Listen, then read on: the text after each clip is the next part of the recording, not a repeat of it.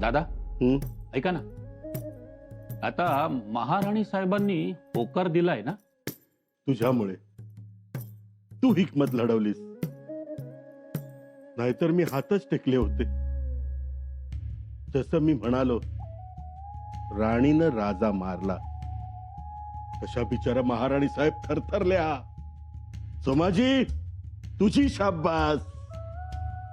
पण आता थांबून चालणार नाही. पानाला चुना लावण्याआधीच दुसरी घटना घडायला हवी. आता जरा शांत राहू दे. हं. एकदा शांत बसलो की बसलो. महाराजांचं उदाहरण घ्या. आपण एक लढाई जिंकली की त्याचा विजय साजरा करायचा नाही, तर शत्रू सावध होण्याआधीच दुसरा हल्ला चढवायचा. तसं महाराणी साहेबांनी होकार कळवलाच आहे. आता तातडीने बाळराजांचं मंचकारोहण करायचं. मंचकारोहण बाळराजेंचं? होय.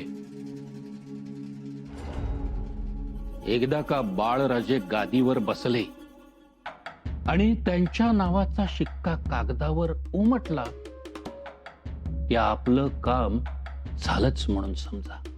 महाराणी साहेब तयार होतील? होणार. अहो, त्यांची तीच तर इच्छा होती. पण त्यांची गत झाली आहे अर्जुनासारखी. अर्जुन द्वेषाने लढायला आला, पण समोर आपले नातेवाईक पाहिले आणि शस्त्र टाकली. टाकू दे. तुम्ही कृष्ण व्हा, त्यांनाही बसवा रथात. तुम्ही बसा कृष्णाच्या जागी, सारथी व्हा. राजाराम राजांचं एकदा का मंचकारोहण झालं की विषयच संपला आणि मग सगळा कारभार तुमच्या ताब्यात. सोमाजी, आपण हे स्वराज्याच्या भल्यासाठी करतोय.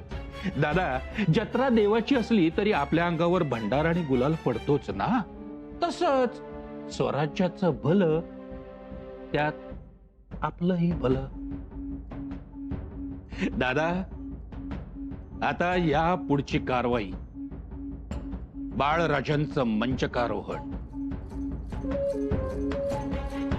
एक गोष्ट लक्षात ठेव दादा, सगळ्यांचा विरोध होईल, पण आपण मात्र मागे हटायचं नाही. महाराणी साहेबांना राजमातेची गाजर दाखवायची आणि आपला कार्यभाग लवकरात लवकर उरकून घ्यायचा.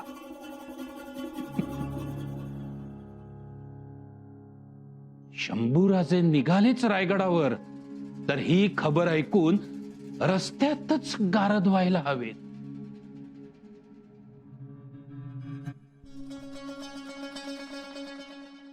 बादशाह सलामत, जासूस खुफिया खबर लाया है। अलमपना, मुगलिया सल्तनत के लिए एक बहुत अच्छी खबर है। मुगलिया सल्तनत के सबसे बड़े दुश्मन शिवाजी, क्या हुआ? शिवाजी का इंतकाल हुआ है अलमपना। क्या कहा? शिवाजी का इंतकाल हो गया? खबर पुख्ता है आलमपना। दक्खन में मातम छाया हुआ है।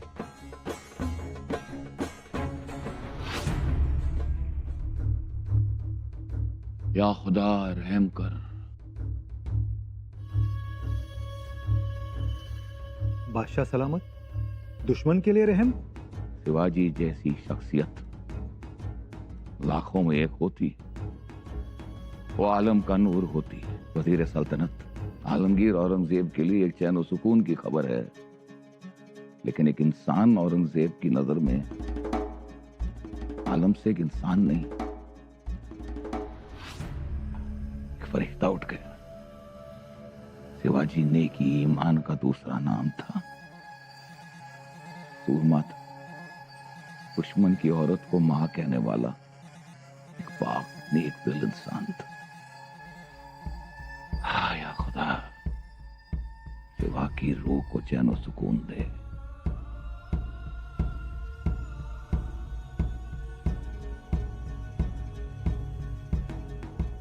या अल्लाह, मेरी पांचों नमाज का सारा फजल शिवाजी को अदा कर। उसके लिए जन्नत के दरवाजे खोल दे मेरे खुदा।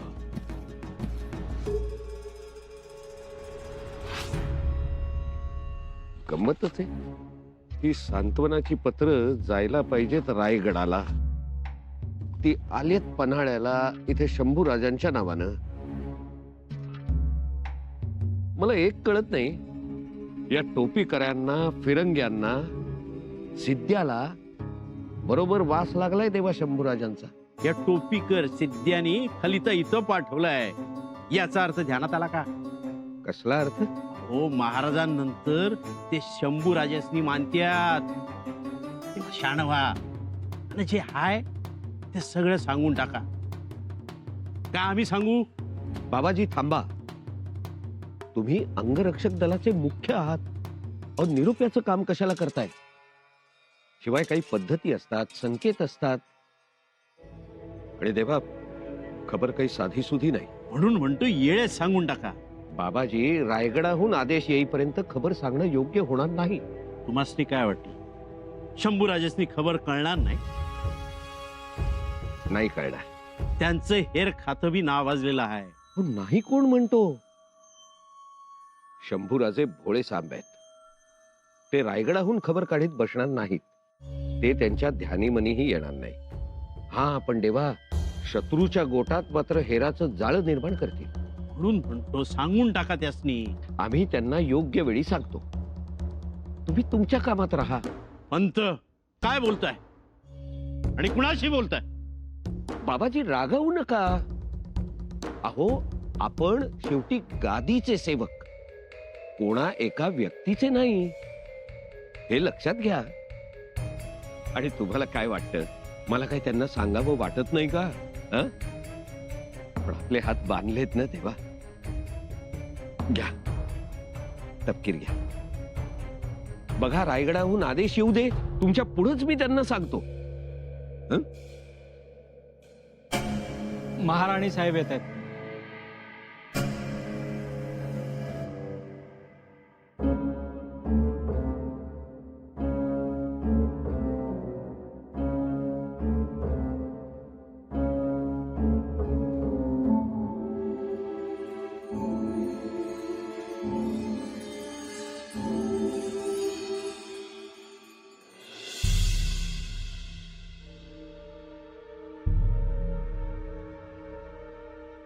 महाराणी साहेबांची आज्ञा असेल तर अष्टप्रधान मंडळांना 2 गोष्टी बोलू इच्छितो।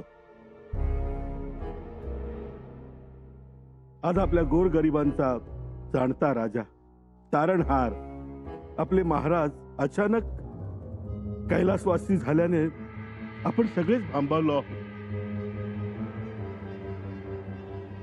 महाराणी साहेबांवर तर संकटाची कुऱ्हाड कोसळली आहे, पण तरीही रयतेच्या प्रती त्यांच्या मनात ममतेचा पाजर फुटून त्यांनी स्वतःला सावरले आहे। पण आज राजमाता म्हणून गोर गरिबांना उभारी देण्यासाठी आणि परिस्थितीशी 2 हात करण्यासाठी त्या सज्ज झाल्या आहेत। हा राणीसाहेबांच्या मनाचा मोठेपणा आहे। म्हणून ही आज मसलत बोलावली आहे। या मसलतीत आपल्याला त्वरेने काही निर्णय घ्यायचे आहेत। हो, आम्ही सगळे म्हणजे सगळेच जण वाट पाहत आहेत, योग्य ते निर्णय तातडीने घ्यावेत। कसं आहे, महाराजांच्या महानिर्वाणाची खबर कोणत्याही क्षणी बाहेर जाऊ शकते। जाऊ शकते, गेलीही असेल। म्हणून स्वराज्याचे सिंहासन रिकामे ठेवणे आता योग्य नाही। माझंही तेच म्हणणं आहे, म्हणूनच शंभूराजांना तातडीने बोलावून घ्यावं। शंभूराजांना बोलवण्याची काय गरज? अहो, शेवटच्या वेळेस महाराज शंभूराजे असा धावा करत होते। विचार राणी साहेबांना। राणी साहेब, मी खोटं बोलतोय का? सांगा। हो, महाराज शंभूराजेंना बोलवा म्हणत होते। पण सिंहासनावर बसण्यासाठी बोलवा असा त्याचा अर्थ निघत नाही ना। अगदी बरोबर आहे। सध्या परिस्थिती फार गंभीर आहे। औरंगजेब स्वराज्यावर चालून यायच्या बेतात आहेत. आपल्याला आता शांतपणे या आक्रमणास तोंड द्यायचे आहे. म्हणून शीघ्रकोपी, अविचारी, मोगली धार्जिण्या शंभूराजांनी गादीवर बसावे, त्याऐवजी बुद्धिमानी, हुशार, प्रेमळ, नम्र आणि तरीही पराक्रमी आपले युवराज राजाराम राजे गादीवर बसावे, असे माझे स्पष्ट मत आहे. तरच महाराजांचे हे स्वराज्य हिमतीने उभं राहील. पण याला रयतेचा होकार असेल का? रयत तर शंभूराजांनाच. पंत नाही, जरा समजुतीने घ्या. दादांचं म्हणणं ऐका आणि रयतेला काय मान्य अमान्य यापेक्षा आपल्याला काय मान्य ते पहा. म्हणजे हे परचक्र कोण थांबवल? समद्यासनी बरोबर घेऊन कोण चालत हे पहिलं बघायला पाहिजे. सगळ्यांना बरोबर घेऊन जाणार हे बाळराजे काय हो? होय, आमची संमती नाही. म्हणजे विरोध बी बाळराजेंना. होय, पंत, पेशवे आहात, अष्टप्रधानांचा निर्णय मान्य करा, नाहीतर काय? वाड्यावर चौक्या पहारे बसतील. बसवा, आम्हाला त्याची पर्वा नाही. परंतु शंभूराजांच्या परस्पर घेतलेला निर्णय आम्हाला मान्य नाही. महाराणी साहेब, आम्हास आज्ञा द्यावी. पंत, तुम्ही स्वराज्याचे पेशवे आहात.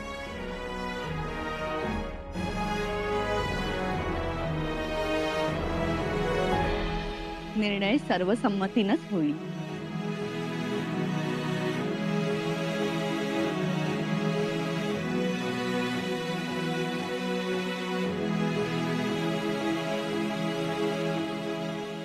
माफी असावी महाराणी साहेब, पण एवढं मऊ धोरण म्हणजे ज्यांना जायचंय त्यांना जाऊ द्यावं.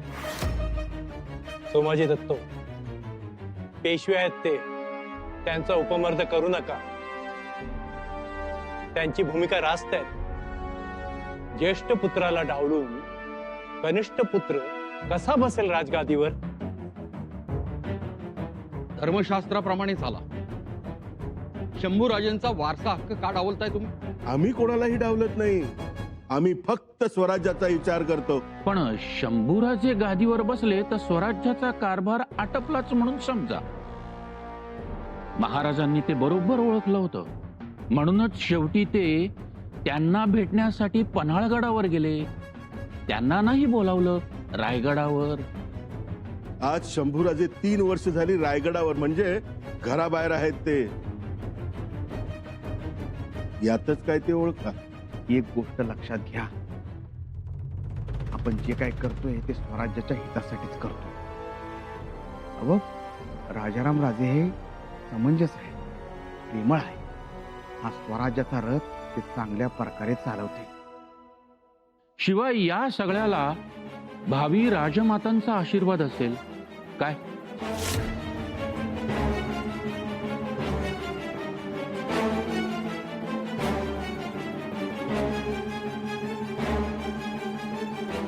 आम्हाला विचार करायला थोडा वेळ द्या. आजची मसलत बरखास्त.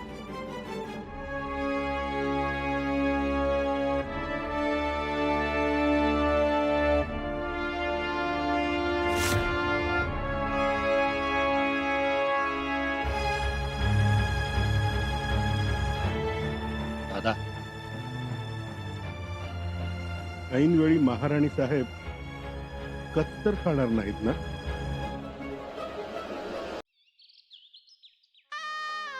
आजपर्यंत आम्ही आमच्या बाळराजेंसाठी हट्ट केला. त्यांना युवराज म्हणून घोषित करा, त्यांना उत्तराधिकारी म्हणून घोषित करा. मनात येईल ते बोलत गेलो. तुम्ही असताना तुमच्याकडे हट्ट करणं गोष्ट वेगळी. पण आता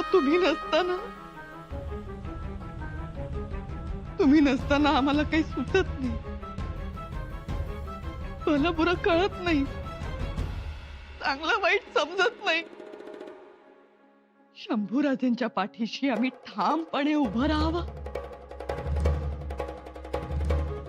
का आमच्या बाळराजेंना आम्ही आशीर्वाद द्यावा? महाराज, आम्ही गोंधळून गेलोय. बाजू घ्यावी कोणाची? सत्याची का स्वार्थाची?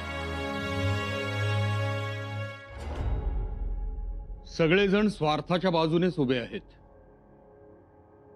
राणी साहेब, सत्याचा कडेलोट केलाय. आम्हाला रायगडावरच्या राजकारणात पडायचंच नाही. जिथे आमची स्वारी गेली तिथे आमच्यासाठी सगळं संपलं. राणीसाहेब, आपली ही विरक्ती आम्ही समजू शकतो, पण आपली ही विरक्ती स्वराज्याच्या हिताची नाही. कारण राजाराम राजेंना गादीवर बसवण्याची तयारी सुरू झाली आहे. हो, आता तरी तुम्ही घरचा माणूस म्हणून पुढे या. यावंच लागेल, कारण आम्हाला कितीही म्हटलं तरी मर्यादा आहेत. शंभूराजांना डावलून बाळराजेंचं मंचकारोहण शक्य नाही. जे घडलं ते कानावर घातलं.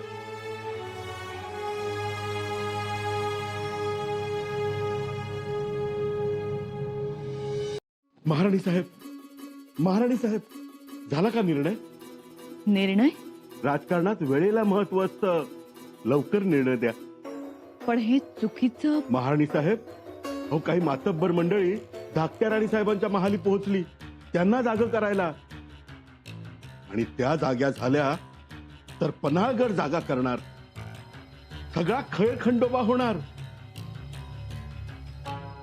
एवढा महत्वाचा निर्णय घ्यायचा, मग विचार करायला नको का? नाही, तुम्ही विचार करत बसा, मी म्हणतो अजून विचार करा. पण एका गोष्टीचं भान असू द्या, दुखवट्याची सांत्वनाची पत्र पन्हाळगडावर गेली आहेत सगळ्यांची. सगळ्यांची? हो, सिद्धी, टोपीकर, फिरंग, वलेंदाज, आदिलशाही. अहो एवढंच काय, औरंगजेबाचा खलिताई गेलाय शंभूराजांना. पण रायगडावर एक साधा चिटोरही येऊ शकलं नाही कुणाचं. याचा अर्थ शत्रूंच्या लेखी राजाराम राजांना काहीच किंमत नाही. असं कसं? किंवा राजाराम राजांना दुःख होत असलं तरी खरं दुःख होणार ते शंभूराजांना. पंत, अहो शत्रूंनीच नाही तर रयतेनेही गृहीत धरलंय की पुढचा राजा हा शंभूराजेच. म्हणजे तुम्हाला आता काहीही मिळणार नाही. पंत, जरा जपून बोला. माफी असावी महाराणी साहेब, पण आजवर रायगडाच्या माथ्याशी डौलाने राहिलात, उद्या पायथ्याशी ही जागा मिळणार नाही. बाळराजेंना घेऊन दर दर भटकावं लागेल.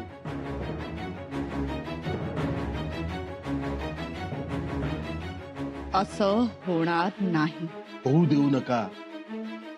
महाराणी साहेब होतात, राजमाता बना. सगळी सूत्र हातात घ्या. आता राजमाता बनून राजाराम राजेंच्या डोक्यावर ढाळणारी छत्र चामरे बघा. आता तुमची मान हल्ली की मार्ग मोकळा. द्या परवानगी. ठीक आहे, आमची परवानगी आहे. बाळराजेंना मंचकावर बसवण्याची तयारी सुरू करावी. तशी आज्ञा.